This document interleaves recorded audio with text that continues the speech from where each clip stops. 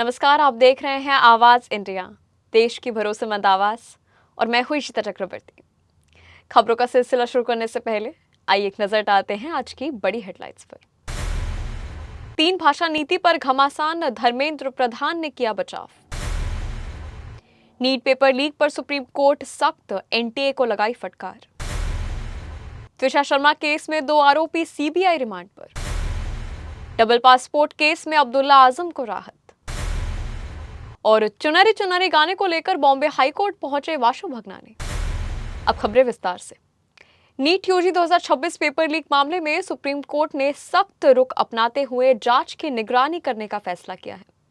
Court ने NTA को फटकार लगाते हुए कहा कि युवाओं को इस तरह निराश नहीं किया जा सकता।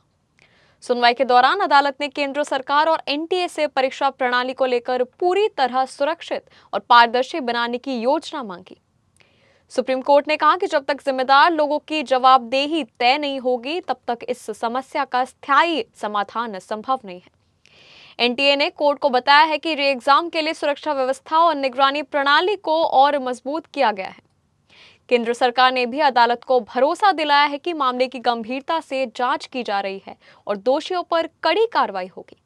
अब इस मामले की अगली सुनवाई में सुप्रीम कोर्ट जांच और सुधारात्मक कदमों की प्रगति में समीक्षा करेगा। समाजवादी पार्टी के नेता अब्दुल्ला आजम खान को डबल पासपोर्ट फर्जीवाड़ा मामले में बड़ी राहत मिली है। रामपुर की अदालत ने उनके खिलाफ सुनाई गई 7 साल की सजा को रद्द कर दिया है। इस मामले में अब्दुल्ला आजम पर 2 अलग अलग पासपोर्ट रखने और दस्तावेजों में गड़बड़ी करने का आरोप था। अदालत ने सुनवाई के बाद सबूतों और कानूनी पहलुओं के आधार पर फैसला सुनाते हुए सजा को निरस्त कर दिया। इस फैसले के बाद समर्थकों में खुशी का माहौल है, जबकि राजनीतिक गलियारों में भी इस मामले की चर्चा तेज हो गई है। अब आगे की कानूनी प्रक्रिया पर सभी की नजरें बनी हुई हैं।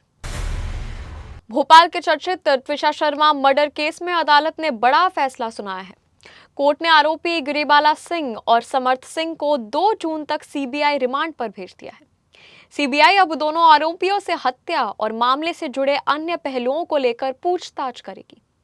जांच एजेंसी का कहना है कि केस में कई अहम सुराग मिले हैं, जिनकी पुष्टि के लिए रिमांड जरूरी थी।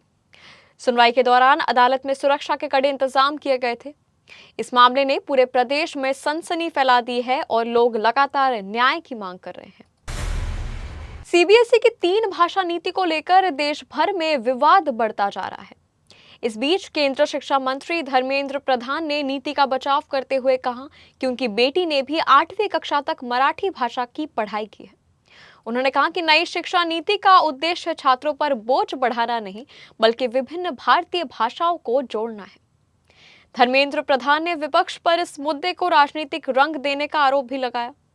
उन्होंने कहा कि छात्रों को मातृभाषा और अन्य भारतीय भाषाओं का ज्ञान देना देश की सांस्कृतिक विविधता को मजबूत करेगा। 3 भाषा नीति को लेकर कई राज्यों में राजनीतिक बहस लगातार तेज होती जा रही है। आईपीएल 2026 में राजस्थान रॉयल्स के युवा बल्लेबाज वैभव सूर्यवंशी ने अपनी विस्फोटक बल्लेबाजी से सभी को प्रभावित किया है। एलिमिनेटर मुकाबले में उन्होंने सिर्फ 29 गेंदों में 97 रन ठोक कर इतिहास रच दिया और टीम को बड़ी जीत दिलाई। इस सीजन में वैभव ने कई यादगार पारियां भी खेली, जिसमें गुजरात टाइटंस के खिलाफ 35 गेंदों में शतक भी शामिल है। उन्होंने पूरे टूर्नामेंट में सबसे ज्यादा छक्के लगाने का रिकॉर्ड भी अपने नाम किया। महज 15 साल की उम्र में वैभव ने 600 से ज्यादा रन बनाकर नया कीर्तिनामा बनाया है। क्रिकेट जगत में उनकी बल्लेबाजी की जमकर तारीफ हो रही है और उन्हें भविष्य का बड़ा स्टार माना जा रहा है। बॉलीवुड निर्माता वाशु भगनानी ने फिल्म है जवानी तो इश्क होना है में इस्तेमाल हुए मशहूर गाने चुनरी चुनरी को लेकर बॉम्बे हाईकोर्ट का रुख लिया है। उन्होंने टिप्स इंडस्ट्री, रमेश तौरानी और निर्देशक डेविड धवन पर 400 करोड़ रुपए का मुकदमा दायर किया है। वाशु भगनानी का आरोप है कि उनकी फिल्म बीवी नंबर 1 के गानों का इस्तेमाल बिना अनुमति के किया गया है। वहीं टिप्स का कहना है कि उनके पास गानों के वैध अधिकार मौजूद है और उन्हें सुप्रीम कोर्ट से राहत भी मिल चुकी है। ये विवाद अब फिल्म की रिलीज से पहले बॉलीवुड में बड़ा कानूनी मुद्दा बन गया है। खबरों के सिलसिले में अब तक के लिए बस इतना ही। तब तक के लिए आप बने रहें आवाज इंडिया के साथ, सच्चाई की खोज।